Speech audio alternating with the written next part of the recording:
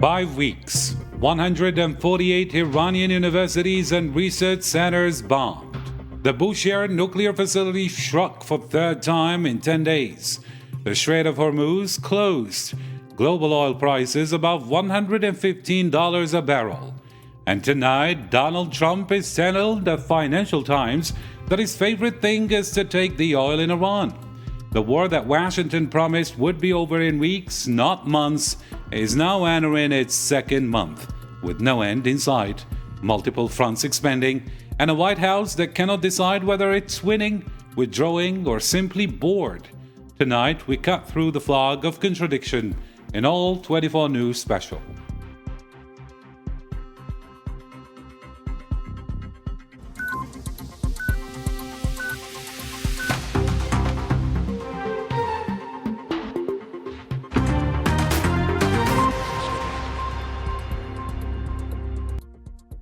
Hello there, ladies and gentlemen, and welcome to All 24 News Special. And before we bring in our guest, here's the latest. The war in the Middle East is entering a dangerous new phase, with deadly strikes inside Iran, rising military losses, and sharp political threats between Washington and Tehran. Here's Zahra Farjani with the details on this report. The U.S.-Zionist war, which began under the pretext of targeting Iran's nuclear facilities, has now expanded across the region. In Tehran, dozens of people have been killed and injured in a new wave of airstrikes hitting several provinces across the country. Iranian officials say the strike hit both strategic and civilian areas, including parts of a university and a veterinary hospital in Umriya and a recreational park in Isfahan, where women and children were among the victims. In the south, Bandar Abbas was also targeted, leaving multiple casualties, while strikes in western regions caused further damage, including to an orphanage. The strikes are now hitting Iran's top military ranks. The Revolutionary Guard has confirmed the death of its naval commander, Ali Riza Tangsiri, in Bandar Abbas. Iran says it has already responded. According to the Revolutionary Guard, missiles targeted key industrial sites in the occupied Palestinian territories, including facilities in the Negev and Haifa. Tehran also claims it hit U.S. radar systems in the UAE as part of a broader counterattack. In Washington, however, the rhetoric is hardening. President Donald Trump warned Iran to reopen the Strait of Hormuz immediately or face direct strikes on its oil and energy infrastructure. He also raised eyebrows with comments about potentially taking control of Iran's oil, even suggesting the U.S. could seize Kark Island, a major export hub. Honestly, my preferred option is to take Iran's oil. Maybe we take Kark Island, maybe not. We have many options. I don't think they have any defense. We could take it very easily. On the diplomatic front, there is little progress. Tehran says there have been no direct talks with Washington, only indirect messages through mediators. Iran's Foreign Ministry spokesperson Ismail Baghai dismissed the U.S. proposals as unrealistic. We have not held any direct talks with the United States. What we received were messages through mediators. The proposals were excessive, unrealistic, and do not reflect any serious intention for diplomacy. With both sides escalating militarily and no real diplomatic channel in sight, the risk of a broader regional war is only growing. All right, let's bring in our guest to help us decipher the contradictions, the casualties, and the consequences. I am joined by four distinguished analysts from four corners of the world. Mr. Daniel Barrios Cabero, International Affairs Analyst specializing in MENA and global security, joining us from Madrid. Hello, sir, and thank you for agreeing to be with us tonight. It's a pleasure. Thank you. Pleasure is all ours.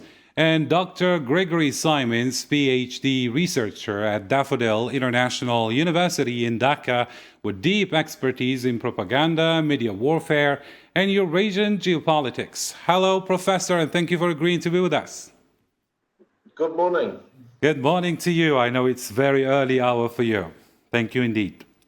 And Mr. Nordin Abdullah, founder of the Crisis Management Center in Kuala Lumpur, Malaysia, an expert in global supply chains, energy markets, and economic warfare.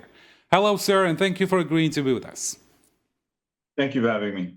Thank you indeed. And also with us is Mr. Michel Zupenija, CEO of Winning Strategy, in Munich, Germany, a consultant on geopolitical risk and strategic communication. Thank you indeed, sir, and thank you for agreeing to be with us.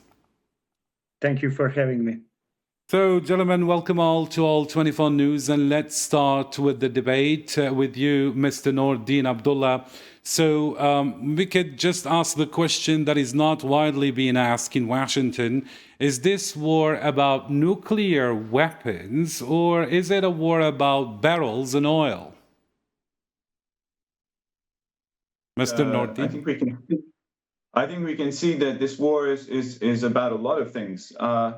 Whether or not the main focus is because of oil or whether it's because of reducing Iran's nuclear or military capabilities, I think there are multiple objectives set out by the United States, and they're looking to implement as many of them as they can. And on the flip side of that reality, the Iranians are looking to survive as much as possible the military onslaught that they're currently facing. So we're currently seeing a very interesting phase where Iran has worked out that they can weaponize access to the Strait of Hormuz, and at the same time, it's become a very different arm wrestle on the geopolitical front, because this has not just impacted the two combatant countries, but actually impacted everyone around the globe in terms of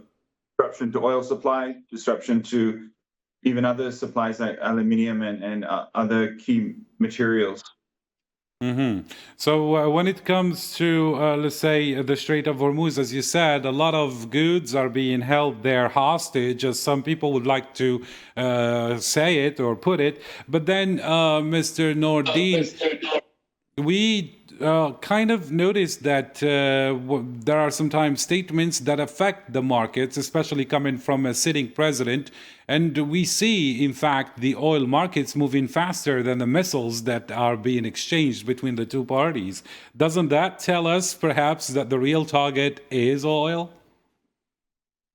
This is the thing, oil markets and for whatever strategic asset that people are looking at, the comments that are made in the media or in social media, in many cases, can impact the price of that commodity faster than what can be produced or even what can be shipped. So there's a component of understanding that the media reality and the media game is impacting the supply chains, regardless of the damage done to the actual supply chain itself. So we're seeing this play out here in Malaysia as well, and of course in Southeast Asia, where it has impacted directly oil prices. So in Malaysia, we're dealing with the rationalization of subsidies, even though Malaysia is also a large producer of oil. So it's now we're seeing whether or not countries, whether they're oil producing or oil consuming, how resilient they are to the disruption in the oil supply. Mm-hmm. And let me turn back to you, Mr. Zubanit Michel. Was this war even necessary, according to you? No, of course no. And I believe the biggest problem for Trump administration is that they didn't prepare properly for this war. And I think they don't know what is the real reason and the real objectives of this war in the end. So, you know, Iran is a very seriously organized country that is prepared for this scenario. So I think, unfortunately, the situation will escalate. And I can see from the news, the US and Israel will be ready for intervention on the ground. And it could be a disaster or a successful action for them. We shall see. In any case, I hope for negotiation and that the suffering of the people will come to the end. From my perspective, one of the key drivers behind this war is also the desire of the U.S. administration to dominate the global energy market. So President Trump has stated yesterday that I think his interest in Iranian oil. which suggests that this intervention, among the other factors we can speaking about, it's also driven by a struggle for resources. But another fact that is very important, and I think it's very important to say, is who benefits from this war. So, and I haven't seen thinkers and experts talking about the business background of this war, and that is, I think, very, very important, maybe the crucial. So, namely, I think that the business sector, especially the oil and gas industry in the US, benefits a lot from this war and from situation like it. So, for example, I have information that oil and gas companies invested around $200 million in the campaign of the Trump and the Republican Party in the previous elections. So obviously this investment has paid off for these companies, because you can see that stocks are falling down, gold is also falling, but the price of oil is hitting record levels. You know, there are billions of dollars in the profits. So I think the solution will depend a lot on the actions of the business lobby behind the Trump administration. Thank you indeed. And now, Mr. Barrios Cabero, you follow your security policy closely, so let me read to you 3 statements from Donald Trump in the past 10 days. On March 14th, he says, and I quote, "Iran is totally defeated and wants a deal." And on March 22nd, the war is very complete, pretty much, and winding down. End quote. And the other statement on March 28th, the Iranian military is gone, and yet in the same period, the US dispatched a Marine expeditionary unit of 2,500 combat soldiers from Japan. Another Marine force is en route from California, expected in mid-April. And Donald Trump himself is now openly discussing the seizure of Karg Island, or Iran's primary oil export hub. So my question is not whether the war is over or not, but it seems it's going to take a long while before that happens. Now, my question is indeed, does the Trump administration have a coherent military objective, or is it improvising day by day? Well, let's be clear. What we are seeing is not a coherent strategy. It is a pattern of tactical escalation without a stable political objective, and that has serious consequences for US credibility. If we step back, this didn't start 10 days ago. It started with a fundamental miscalculation. After the 2025 strikes, US intelligence already assessed that Iran's nuclear program had only been delayed by a few months. That should have been the moment to reassess. Instead, on February 28th, Washington doubled down, launching a new offensive in the middle of diplomatic negotiations without UN backing and with minimal coordination with allies. That decision matters because it set the tone: military action first and strategy later. Now, fast forward to today, and you see the consequences. The administration's stated objectives have been shifting constantly. In a matter of weeks, we've heard about destroying Iran's missile capabilities, eliminating its military, stopping the nuclear program, and increasingly forcing the regime change. These are not the same objectives. They require different levels of force, different timelines, and completely different endgames. And yet they are being used interchangeably. That is the definition of strategic incoherence. At the same time, there is a second contradiction: the gap between rhetoric and reality. The president says Iran is defeated, that the war is winding down, that the military is gone, but on the ground, the US is deploying thousands of additional troops, moving Marine expeditionary units, and actively discussing the seizure of Karg Island. You don't prepare for a complex amphibious operation if the war is over. So you do it if you are expanding the conflict. So what we are really seeing is not de-escalation, it is the preparation for a potentially more dangerous phase, possibly even a limited ground operation. And this brings us to the core issue, the credibility. Credibility is in international security doesn't come from strong language. It comes from consistency between what you say, what you do, and what you are trying to achieve. And right now, that consistency is missing. So for adversaries like Iran, this creates opportunity. Tehran's strategy is not to win conventionally, it is to survive or disrupt and outlast. And so far, it is succeeding on those terms. The regime is still in control, the conflict has expanded across the region, global energy markets are under pressure, and Iran has moved closer to Russia and China. So even if the US is winning tactically, killing the leaders, degrading capabilities, it is losing strategically because the political objectives remain undefined or unattainable.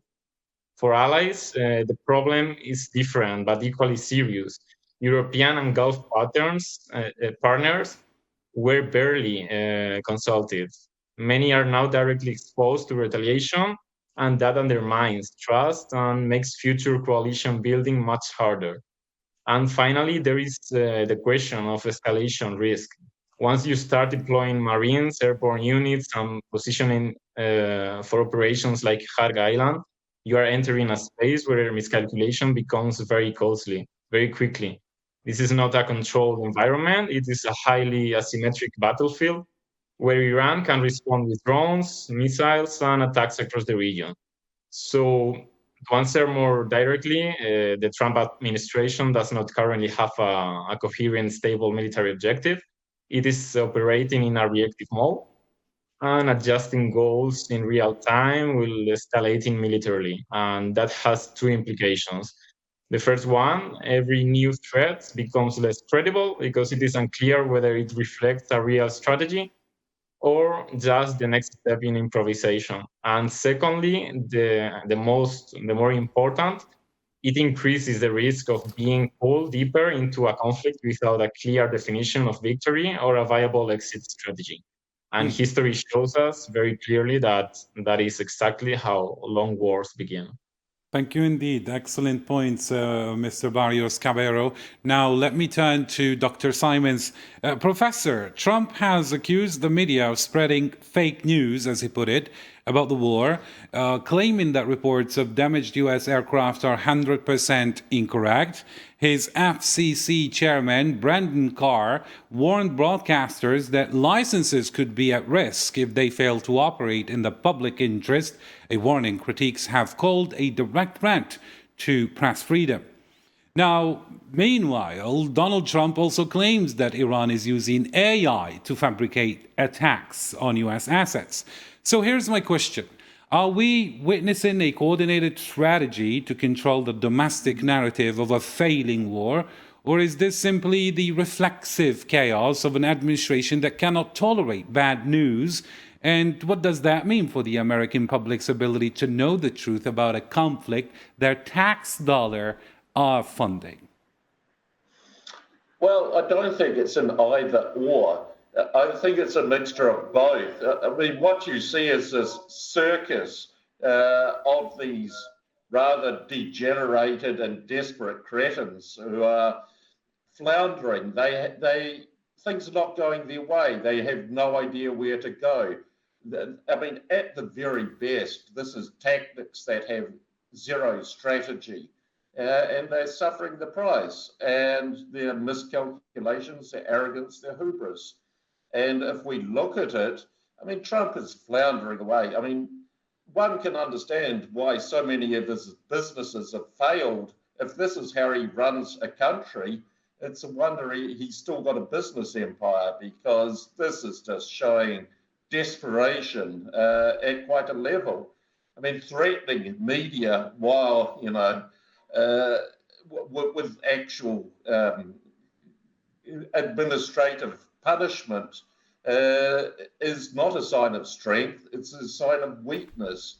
He has lost the narrative, and he is desperate to get the narrative back. I mean, this is the point of the West at this stage. They rely on the fifth dimension of strategy, which is the use of information and knowledge to try and project power, to create perception, and to engineer consent and perception. And this is not working.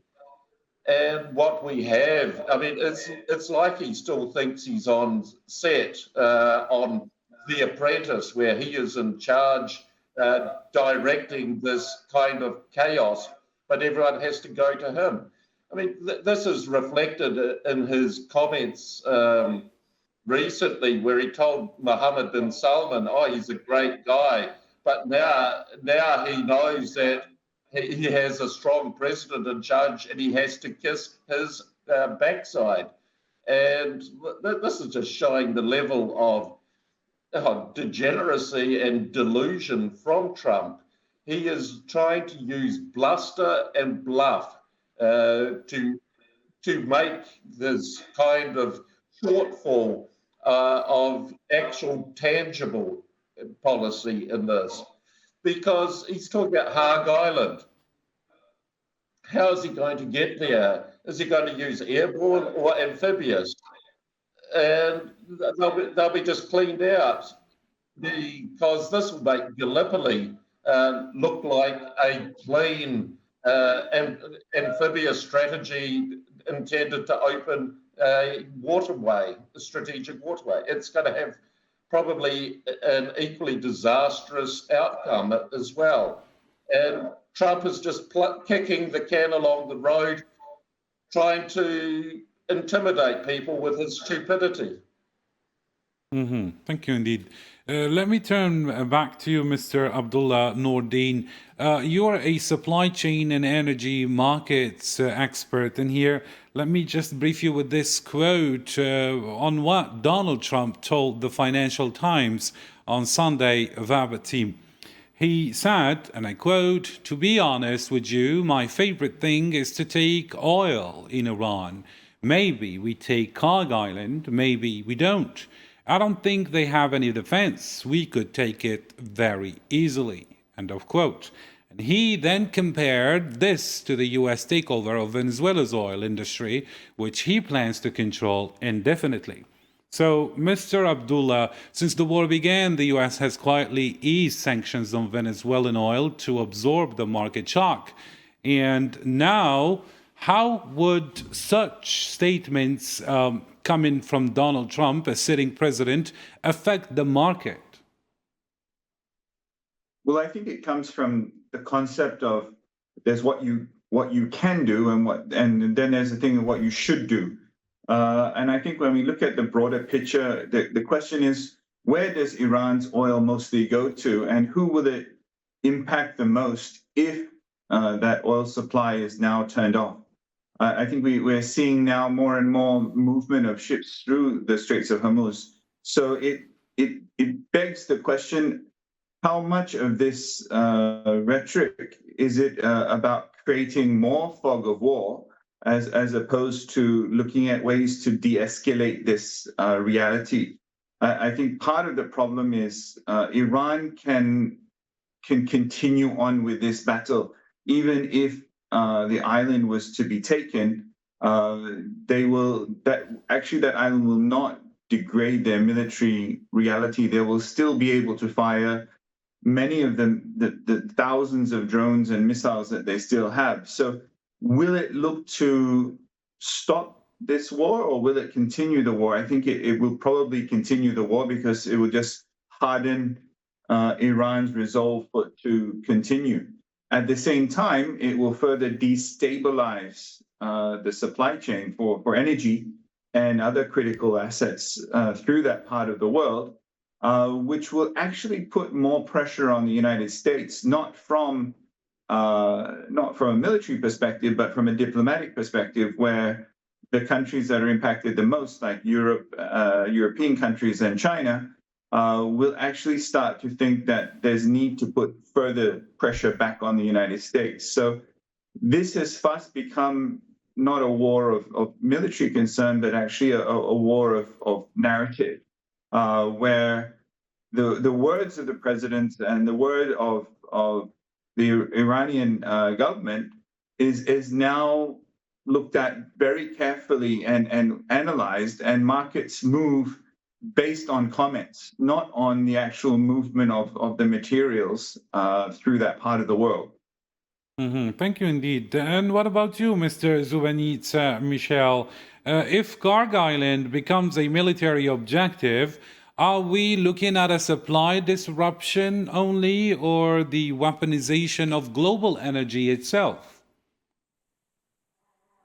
Absolutely. So currently we are witnessing the worst energy crisis in recent decades. So unfortunately, this will completely disrupt the global economy, leading to higher inflation, increased unemployment, and a greater uncertainty for people around the world.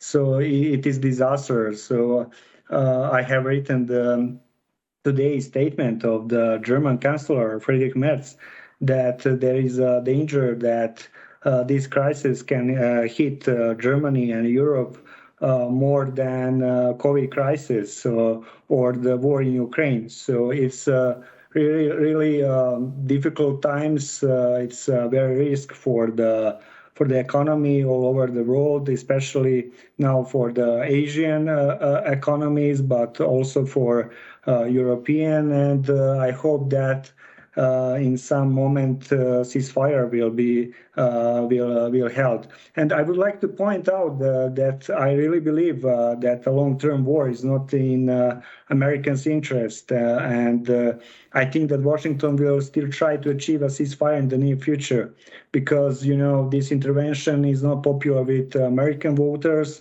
nor with members of the Republican Party, especially in Make America Great Again movement. And that is a problem for Trump ahead of the upcoming elections in the second half of the year. However, I believe that Israel is prepared for a long-term war, unfortunately, and it's willing to go all the way. And by that, I mean a change of regime. Perhaps even something more, such as the division of Iran or the triggering of the civil war. So Israel, from their perspective, cannot allow Iran to have nuclear weapons or to pose a threat to Israel. And I believe Prime Minister Netanyahu will not miss the opportunity to achieve its goals. But the odds of that are not very high. So that is maybe the good thing, but they will be push that initiative, I think, further. Thank you indeed. And now back to you, Mr. Barrios Cabero. One more question on economy front, or on the economic front, perhaps. Since February 27th, Brent crude has surged from $72 to over $115 a barrel, a 60% increase, that is. The S&P 500 has lost over $5 trillion in market value in March alone. The Bank of England expects inflation to jump to 3.5% immediately due to petrol prices. And shipping expert Lars Jensen has warned that the impact of this war could be substantially larger than the 1970s oil crisis. Now, my question is very simple. Do you agree with this reading? Well, I think it depends on Donald Trump's negotiations, as he's saying. But I would say the situation and the warning is very serious, but in my opinion, it's not yet accurate. We are not in a 1970s style oil shock today, but we are much closer to one than at any point in decades. What markets are reacting to right now is not a full supply collapse, it is the risk. And that risk has a name, which is the Strait of Hormuz. This is a critical point. Around 20% of the global oil and a significant share of gas flows through that narrow corridor. There is no real alternative, and what Iran is doing is very deliberate. It is not trying to permanently close the strait. That would be extremely difficult, but it's making it functionally unusable. Shipping companies are pulling back, insurers are withdrawing coverage, and hundreds of vessels are already waiting outside the Gulf. We can see it in the bottom right image in the map. So the price spike from $72 to over $115 is not irrational. It reflects a market pricing in the possibility that this becomes a prolonged disruption. Now, does that mean we are heading towards something worse than the 70s oil crisis? Not necessarily, but maybe. First, the global energy system today is more resilient. The United States is now a net energy exporter thanks to shale. There is more diversified supply, including the LNG infrastructure, and many countries enter this crisis with higher reserves, partially due to oversupply in recent months. Secondly, the disruption is still partial and reversible. Like Hormuz is not physically blocked yet. What we have is a denial strategy, not a total shutdown.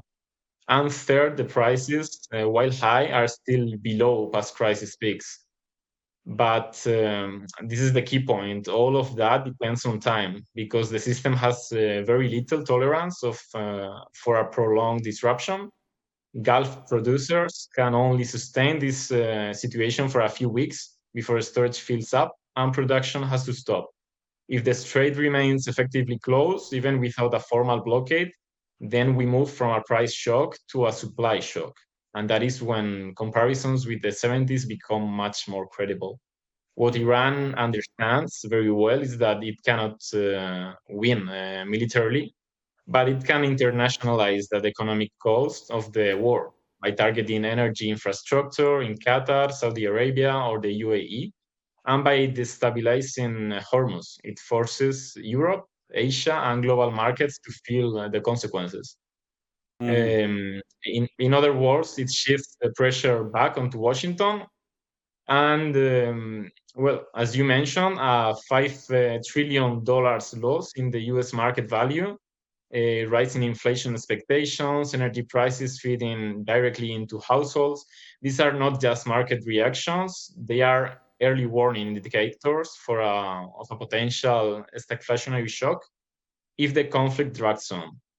So I would frame it like he's right about the direction of risk, but premature about the scale so far. Like we are not yet in a systemic global energy crisis, but we are in a situation where a single escalation, like the sustained closure of Hormuz or a major attack on energy infrastructure, could push us into one very quickly. Like this is not just a regional war anymore. It is a global economic risks multiplier. And the longer the strategic uncertainty continues, the same uncertainty we discussed before, the more likely it is that markets stop pricing risk and start pricing scarcity. Thank you indeed. And what about you, Dr. Simons? Are we still talking about a war in the Middle East? Or just the beginning of a global recession with missiles attached to it? I mean, just if you look at it, Donald Trump is saying the Strait of Hormuz, you cannot actually physically close it. I mean, it's open. It's just that perhaps those who need it, mostly the Europeans, the Asians, are just cowards and cannot actually, just go there and venture. And, since they are the ones who are dependent on it and not the USA. Well, Donald Trump is beginning to morph more and more each day, and every Truth Social rant looking more like the ending of the movie Downfall, with Hitler raging and raving in the bunker, detached from reality and in his own world. I mean, calling anyone else a coward is quite hypocritical, considering his ability to get out of the Vietnam draft due to his huge suffering from bone spurs. I mean, he is a proven coward himself. And I mean, it's a bit like the idiocy of his retarded Secretary of War, who said, well, the Hormuz Strait is open. It's just that Iran is shooting at the ships. I mean, the stupidity coming from these people is an endless source of memes. They're a caricature of their own stupidity and hubris. And yes, I mean, you've got the war, the physical war on the one hand, and then you've got the economic aspects. And the greatest risk is Trump runs not on America first, not on anything else, but Trump first. and his own, what should we say, reputation and character is more important to him than the United States or the global economy. And this is why he keeps on doubling down on stupid. For example, keeping on threatening to attack energy infrastructure. And Iran has made it very clear that if they do that, it'll be in kind. But he keeps on doing it, and it's paid in kind. I mean, I don't think he's still understood that Iran does not need to win this militarily. It just needs not to lose the conflict. And the idea of sending, it doesn't matter, 3,500 or 10,000 Marines on Hague Island, they become hostages. They will be, to use Trump's idiotic, infantile language, they will be obliterated because they will be zeroed in by all kinds of military hardware. And I mean, for someone who's avoided any kind of military experience, he doesn't understand this. He's still locked into these Hollywood movies. I mean, if you look at the progress of this, it reminds me a little bit of this Dr. Strangelove, where you have these leadership, military and political, that are so lost to the actual reality and all sort of imbued with these strange stereotypes and these caricatures come to life because they don't really have any idea what they're doing. They've done an action, a second sneak attack, set under the cover of diplomacy, but the whole strategy of decapitation strikes, of these bombardment of all kinds of targets, civilian included. And I mean, how many times have destroyed the Iranian Navy? And I mean, the Iranian Navy isn't the main backbone of Iran's defense, nor is its air force. Iran is a continental power, it relies on land power to project its influence and interests, as the US and European imposed Iraq-Iran war of the 1980s proved. And that was at a time when Iran was slightly just born the Islamic Republic. I mean, Iran is in many regards far more sophisticated in their rocket technology than the United States. And they have the political and moral resolve to continue this, to take the hits in the long run. They've got much more resolve to see this through than Trump or the global economy. Mm-hmm. And what about you, Mr. Abdullah? I mean, we have spoken earlier, Mr. Nordin Abdullah, about markets being already wiped out. I mean, we can see that it wiped out trillions in value. Shipping routes are under threat and insurance premiums are skyrocketing. So at what point exactly does this stop being a geopolitical crisis only and become a full-blown global economic shock, according to you? Well, I think that it already is a global economic shock. The question is how resilient is and are all global economies to handle this? And when is the point in time when these economies, from their own diplomatic perspective, start to put pressure back on the United States to say, look, we can't stand with you, or we need to start to push back on this military action simply because they can't afford not to. Especially Western democracies, they're within the next few months, for some within the next few years, will all go to elections. And there's no government in the world that can withstand massive amounts of inflation and expect to be re-elected regardless the cause. So they will make their own decisions and through their own calculus realize that this is not good for them in their own domestic realities, whether it's Australia or European countries. So the global economic shock will dictate the level of anger that is seen in global populations. They will make that known at the ballot box. And ultimately, I think Iran understands this, that, again, I think it was Dr. Simon who said it, that they don't have to win this war. They just have to not lose. And every day costs more voters in every Western democracy.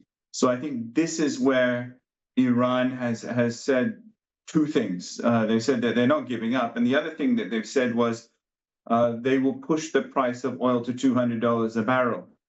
So the other thing we have to think about is how will that happen? And we see now a lot of new activities in the last couple of days in and around the Red Sea with other allies to Iran. So the question is, can that happen, and what will happen if that number actually gets hit? I think that is the bigger threat to a lot of these Western democracies. Mm-hmm. Thank you indeed. And now I go back to you, Mr. Zubanitsa Michel. On March 20th, Iran attempted to strike the joint US-UK military base on Diego Garcia nearly 4,000 kilometers from Iranian territory. Now, Defense Express now reports that with 4,000 kilometers ballistic missiles, Iran can reach every European country except for Portugal. And according to the Washington Institute for Near East Policy, Iran's underground missile cities, buried up to 500 meters deep in mountainous terrain area, is largely operational despite the sustained U.S. and Zionist airstrikes. Now, Mr. Zubanitsa, what exactly has the United States and the so-called Israel achieved in this war beyond proving that their intelligence assessment were catastrophically wrong and that their air power cannot destroy what is buried half a kilometer under rock? Yeah, so I'm not a military expert, but I agree with you, yes, and that is the situation. I think the United States showed that it's not so successfully manage this situation and lead the war because they underestimated Iran and the response which Iran can take. And what is also very important, that is that obviously they failed, I mean United States and Israel, last year to destroy the Iranian nuclear facilities because this is again one of the formal goals of the both sides, or that is just an excuse for intervention. So yeah, that's the Israel's decision to target these facilities. But I fear much worse attacks that will lead to the destruction of the infrastructure as well as new civilian casualties. In general, geopolitically, there is a struggle in the Middle East over who will emerge as the leading power: Israel, Iran, Emirates, maybe Saudi Arabia, or perhaps Turkey. So Israel has been attempting for some time to establish a form of regional dominance, which is one of the factors behind these conflicts. However, the global reaction, particularly public opinion in the West, appears for the first time to be largely opposed to Israel's current policies. And from the US perspective, one of the most important reasons for this conflict with Iran is the geopolitical confrontation with China. So we know that China is the primary buyer of Iranian oil. So this situation will have serious implication for Chinese energy supply and consequently for its broader economy. But what is the consequence and what is the problem for the United States because of this intervention is destabilization of the entire Middle East region. and growing loss of trust among America's allies in Washington, given it has become clear that U.S. military bases on their territory are no longer a guarantee of security. And it will be long-term consequences of this war, and it is bad for American reputation and also for the influence and the presence of the United States in this region. Mm-hmm. And what about you, Mr. Barrios Cabero? If Iran can now threaten targets 4,000 kilometers away, what does that do, according to you, not just to military planning, but to global trade routes, insurance costs, and investor confidence? Now, people would want to be safe when it comes to investments and so on and so forth. So if these rockets can, fall in European capitals, what is left? Mr. Cabero? Yeah, I agree basically with my colleagues. I don't really think there is a real threat. I think the US is trying to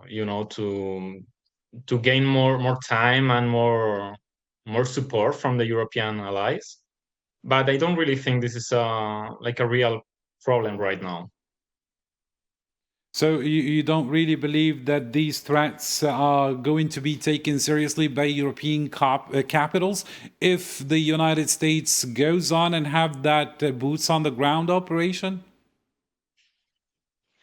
That would change all the the situation, but right now I don't feel like this is going to happen. Mm-hmm. So you think this is perhaps too much for a scenario to happen? All right. What about you, Dr. Simons? If we are to speak about what is Donald Trump posting on True Social, maybe we can speak about that incident when he says Iran's nuclear sites were completely destroyed and obliterated. If the nuclear program, according to him, was truly obliterated in June 2025, why are US and Israeli forces still bombing nuclear-related facilities in March 2026? And if the goal is to prevent a radiological catastrophe like the IAEA has been urging, why are they repeatedly striking civilian nuclear sites under IAEA supervisions? Isn't this something against the international law? They've been against international war and the rules of war since the very beginning. This whole Operation Epstein's Fury was begun under the cover of diplomatic negotiations. This is perfidy. They are constantly bombarding civilian targets, which absolutely contravenes all international law. And they try to palm it off like the Ninab, when they killed those elementary schoolgirls, 170 of them. They tried to blame Iran for that. It kind of reminds me when back in 1999, when the Americans bombed the Chinese embassy in Belgrade. They tried to say, it was old mats. They have a history of war crimes. Everywhere they go, there are war crimes and international law breaches. And that doesn't seem to worry them. And I think that Trump, more and more people are saying it's Israel's war, or some even refer to it as Epstein's war. He has a lot of compromised material on him, more than likely. And this has been said more and more. You have these key people from the West who illustrate where this is going. You had Brennan, the former head of CIA, who said live on TV that he trusts Iran more than he trusts Trump. You had the former head of MI6, also on a live broadcast. Iran is winning the war. Iran has the upper hand. and you just have Trump in his own little world, and Netanyahu, who appears periodically through probably some AI images. I mean, these two are fighting for their political survival. They're not fighting for any kind of national interest.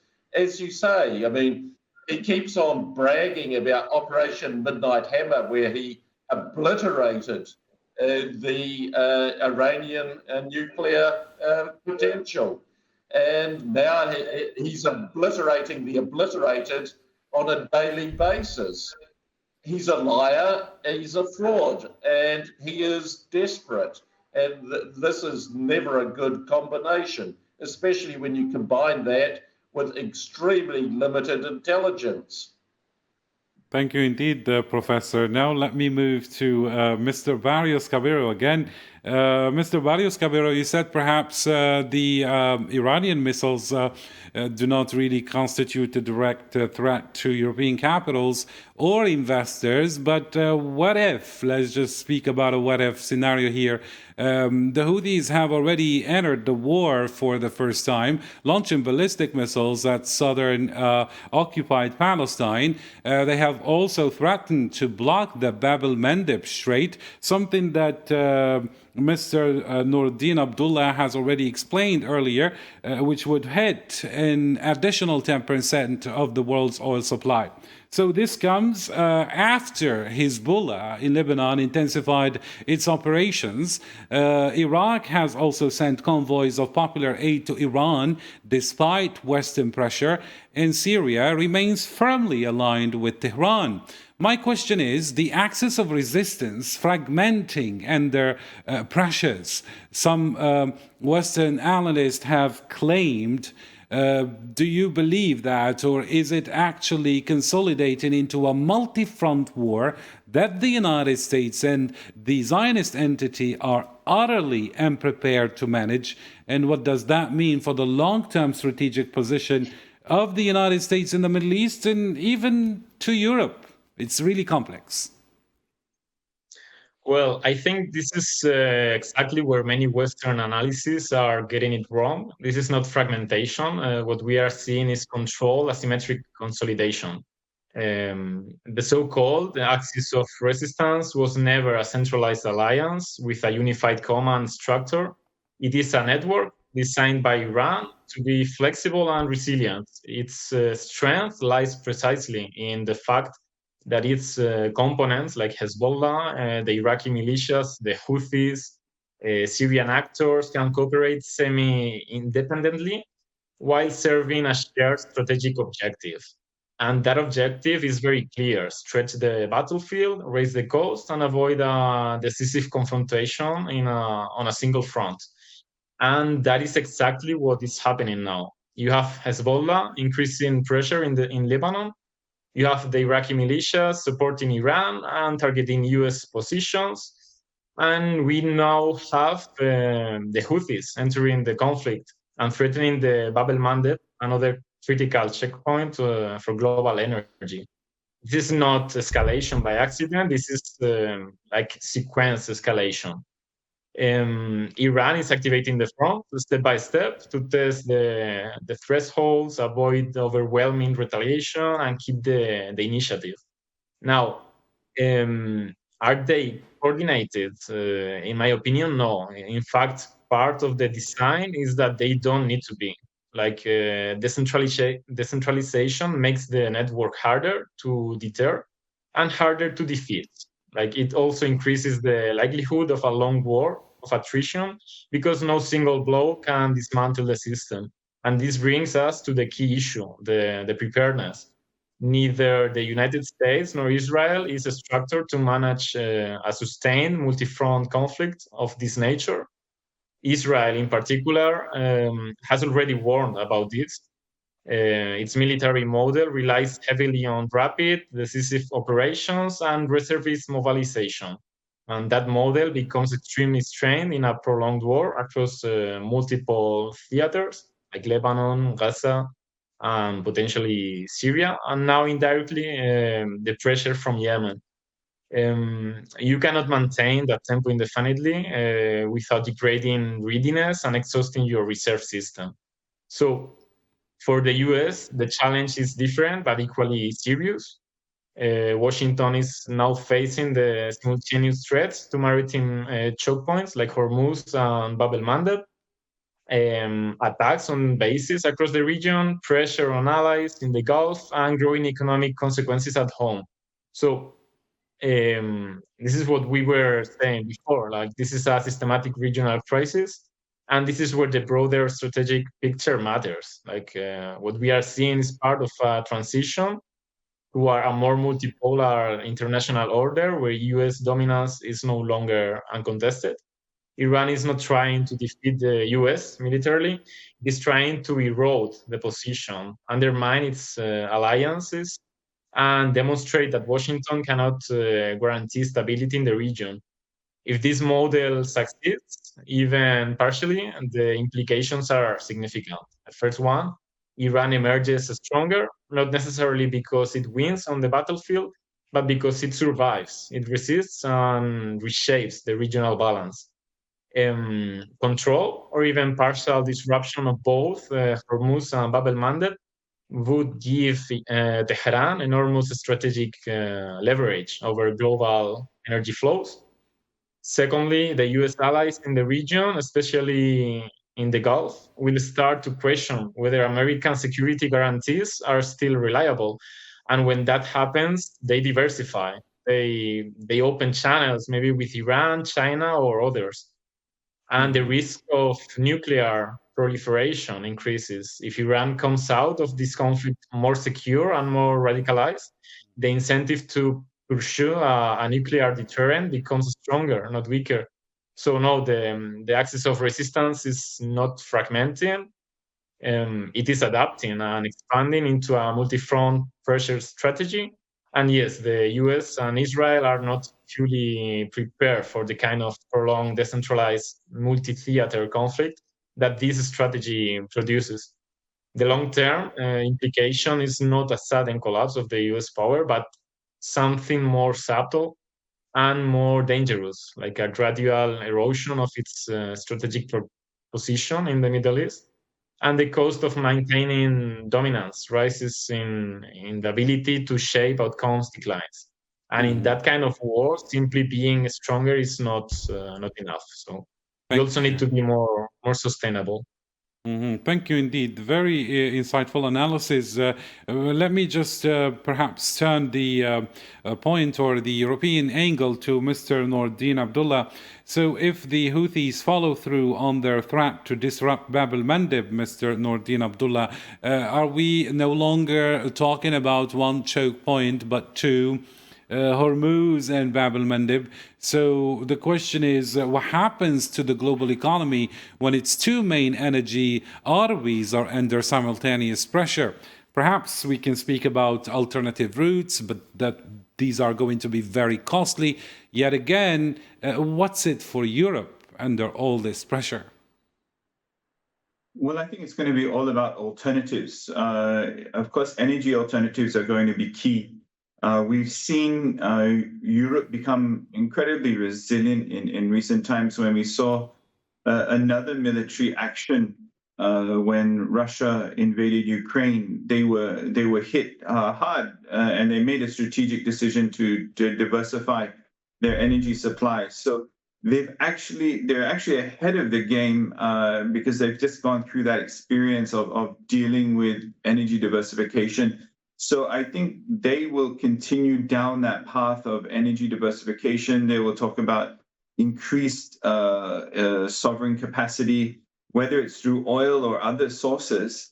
But I think we will see a continued trend towards this diversification of energy sources, as well as in the near term, it will have a hit. There will be a hit on this in terms of inflation, in terms of the overall global supply. But I think the other guests also mentioned this is a war of attrition, and unfortunately both sides, be it America or Iran, both have enough troops, like Russia and Ukraine, to continue this fight for years.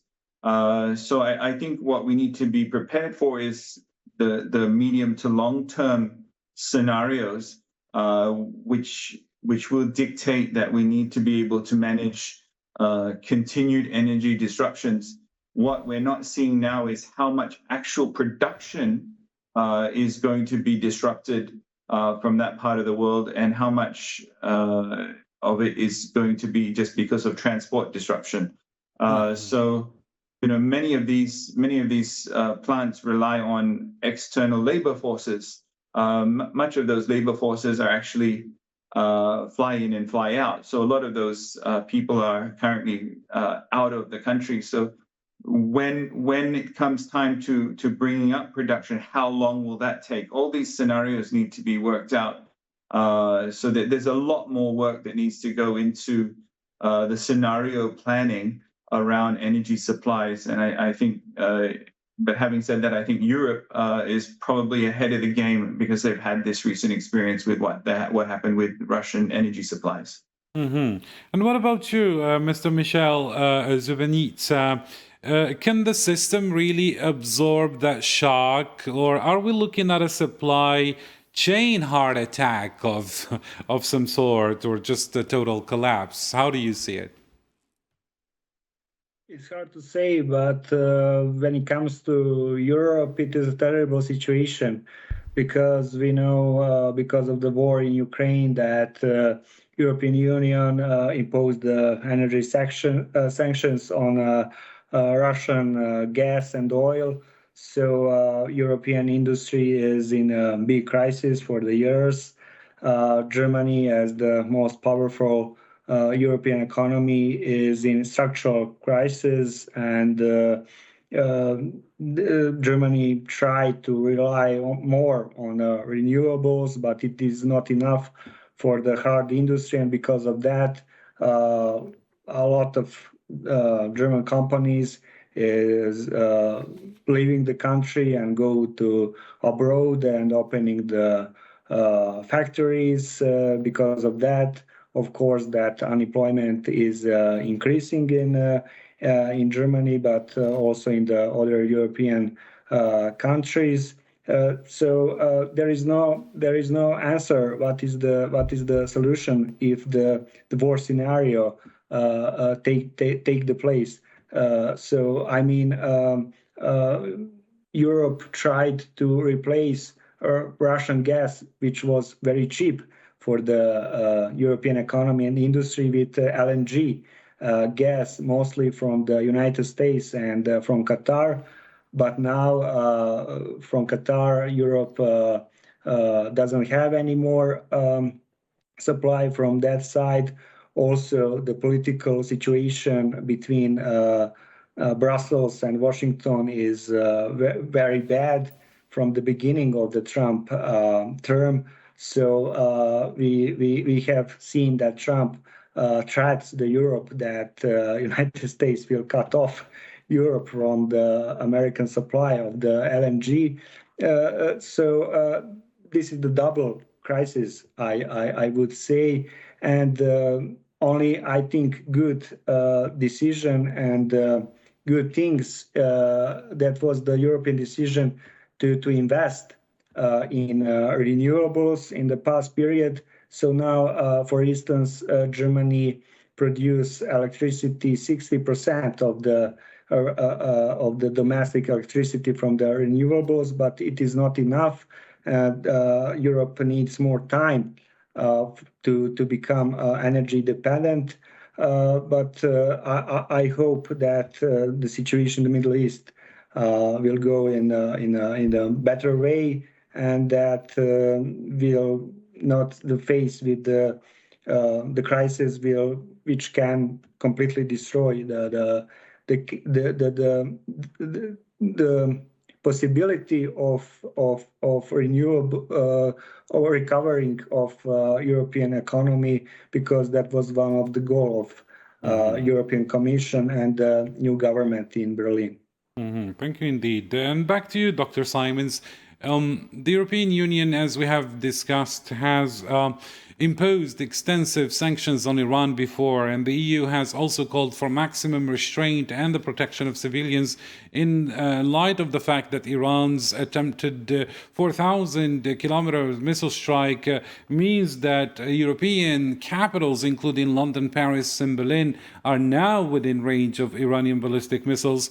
And with the Strait of Hormuz closed, Europe is facing fuel shortages and a spike in fertilizer prices that will drive up food costs across the continent. Now, do you think the European Union is perhaps willing to accept a prolonged war in the Middle East that directly threatens its energy security, its food supply, and the safety of its citizens? Or is it finally time for Europe to articulate an independent foreign policy that does not simply follow Washington's lead into a war that serves neither European nor global interests? Well, unfortunately, the news is not so good because the EU, in its current form, which I tend to refer to as the EU SSR because it's an ideological messianism run by geopolitical pygmies. They have no idea what they're doing. They are not independent. And if we're looking at the energy supply, I mean, back in when Condoleezza Rice was the Secretary of State, she said the aim of the US was to reduce European dependence on Russian energy and increase their dependence on US energy. The Ukraine war has achieved that, and their disastrous and ill-advised move, I mean, they're going into renewables, okay, but while they're doing that, they're shutting down their power capacity with nuclear and coal. So they have this deficit. And I mean, you can see that the threat of missiles already has an effect because Greece denied entry of the Gerald Ford with its toilet problems and the laundry fire, which Trump actually implied was not a laundry fire, but the result of military action from the Iranians. But Europe is absolutely in a terrible place when you have such mentally challenged individuals as Kaja Kallas and Ursula von der Leyen running the show. It's a complete circus and a freak show. And I don't see how they're going to get out of it. I mean, there was an attempt to use the Ukraine war to federalize and centralize EU power. But I mean, as the Turks say, have a saying, if you put a clown in the palace, it does not make him a king, it makes the palace a circus.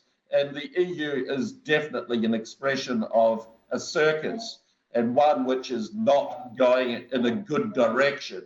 I mean, it keeps on going down and they double down on stupid.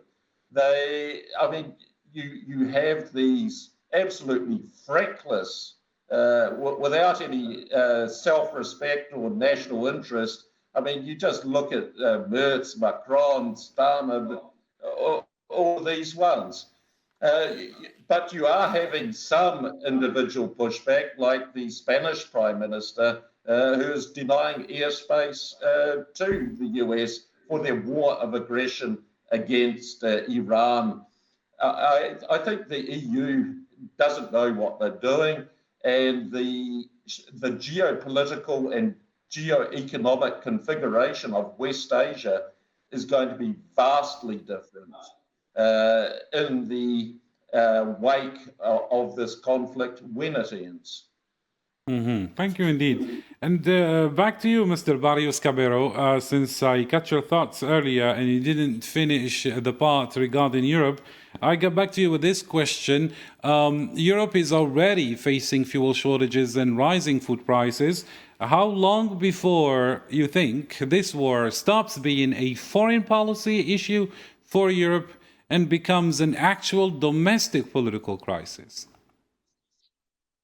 Well, I think it depends on how the conflict will go on. No, I mean, we have seen a lot of contradictions inside the European Union between different countries, and it's been like this in the last month since the 7th of October. So I think this, if the war continues, it will be a huge problem for the European Union as a whole. Like also the other countries will see like if the European Union is consistent on no, on the way they communicate or they take action, no, when these wars happen, or if there won't be a single voice, no, in the European Union. Mm-hmm. And back to you, Mr. Nordin Abdullah. Do you think investors can still believe in diplomatic outcome out of this mess, or they have already, let's say, priced in a prolonged conflict?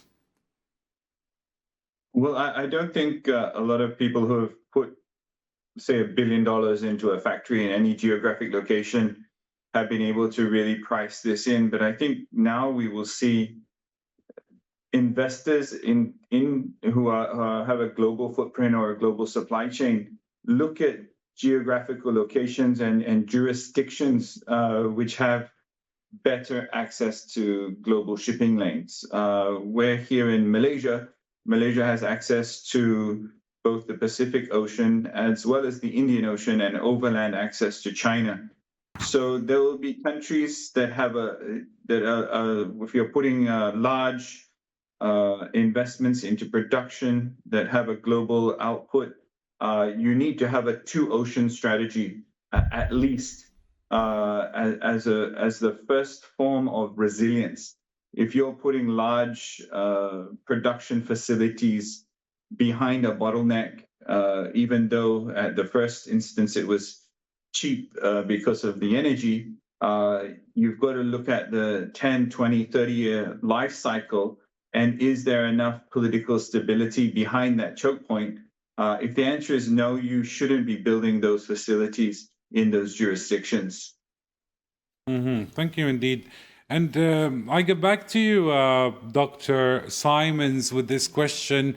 It's based actually on the latest developments. We have the IRGC accusing American Zionist forces of bombing Tehran University of Science and Technology and Isfahan University of Technology.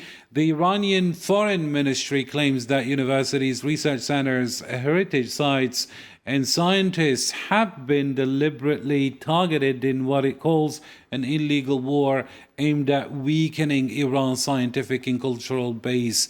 The International Commission of Jurists has also noted credible allegations of unlawful attacks on civilians and civilian objects by all parties.